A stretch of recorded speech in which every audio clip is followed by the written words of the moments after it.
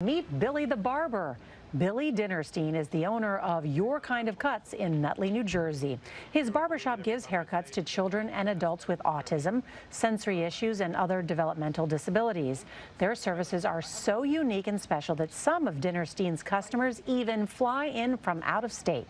And it's made him a big star on social media.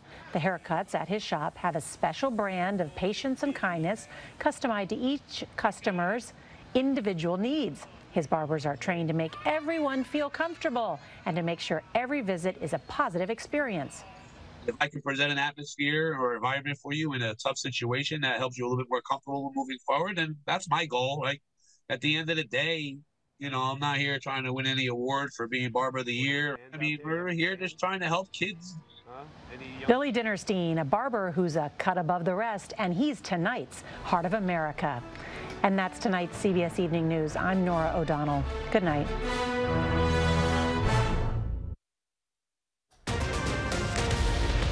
Right now, pro-Palestinian protesters are staying put on the UW-Madison campus as they continue to demand action from campus leaders. We're live at the encampment with the latest. Also, as the protests continue, we take a look back at the long history of protests on the UW-Madison campus. And later, we continue our look into the life of a local doctor and his impact on children with special needs. Welcome to News 3 Now at 6. It is day 2 of the protests of the war in Gaza on the UW-Madison campus. Students have set up an encampment near Library Mall. And they're demanding UW divest from companies listed on the American Friends Service Committee. That list includes companies like Boeing, Caterpillar, and Northrop Grumman. And so far, the scene has been peaceful today. A small number of police are present, but no arrests have been made. UW-Madison officials, including Chancellor Jennifer Mnuchin and Provost Charles Isbell, say that campus leaders are willing to meet with the organizers of the protest, but only once that the tents have been removed from campus. And we've been continuing our coverage of the encampment protests on campus all day long. As many students voice their support for the Palestinians, our Catherine Merck joins us live to show some other perspectives of the conflict on campus. Catherine?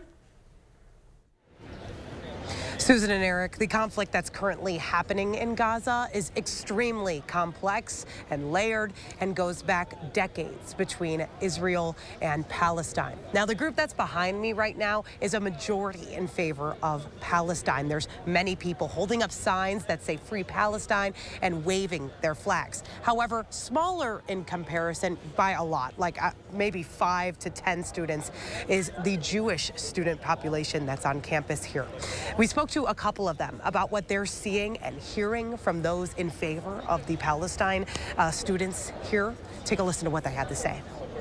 As a Jewish student, it's really uncomfortable. There have been some chants that have called for bad things against the Jewish people. I've been called many names. I've been barred from walking across the public campus.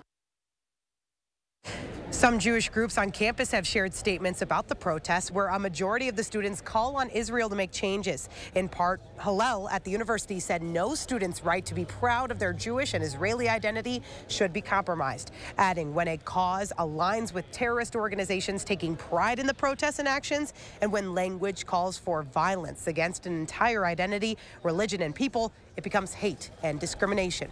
We've reached out to Hillel and other Jewish organizations throughout Madison to get some reaction to what's happening here on Library Mall for the past 2 days now. Many of them were not able to go on camera because of the Passover holiday. However, that ends at sundown, so we could be hearing more from members of the Jewish community in the coming days. So make sure to stick with us for more diverse opinions about what's happening here on UW campus. I'm Catherine Merck, News 3 Now. Catherine, thank you. Protesting, of course, is nothing new in this city, and on campus, a reminder of how vocal our community has been throughout the years. And Kyle Pozorski is live now with how a former professor of human behavior sees a link between the protests of this movement with that of years gone by. Kyle? Well, like you said, Protests are nothing new here in Madison, and these ones today and yesterday have undoubtedly sparked memories of UW students of the 1960s dating back to the Vietnam era, and more recently those around during the Black Lives Matter movement a few years ago. Both are very similar times when young people have taken action to express their frustrations. A former professor at UW who studied and taught on human behavior sharing with me today the reason in her mind why we've seen protests happen throughout the decades on college campuses. If we can change this, it will mean that our lives matter. The way you stand on politically definitive moments during your young adulthood shapes the way you stand on things thereafter. I mean, young people are less sort of thinking about the consequences to themselves and more willing to take risks. She goes on to tell me, in part, that her reason for why she believes this is because the young generation has the most to lose from inaction from others, referencing other issues of the time like climate change and gun rights. Reporting on Bascom Hill, Kyle Pazarski, News 3 Now. All right, Kyle, thank you. UW-Madison, of course, not the only campus in Wisconsin where those protests are happening. Dozens of pro-Palestine protesters are also camped outside Mitchell Hall on the UW-Milwaukee campus. The protesters there are calling for similar things as the ones here in Madison. They want UW-Milwaukee to sever all ties with Israel and any companies that do business with Israel, and to stop sending exchange students to Israel. Also in Milwaukee today, Governor Evers speaking out for the first time about the campus protests. He says his administration is in contact with the leadership on both sides. When asked if he would send in the National Guard if the protests escalate, here's how the governor responded. No, nothing about National Guard. That is not on the table.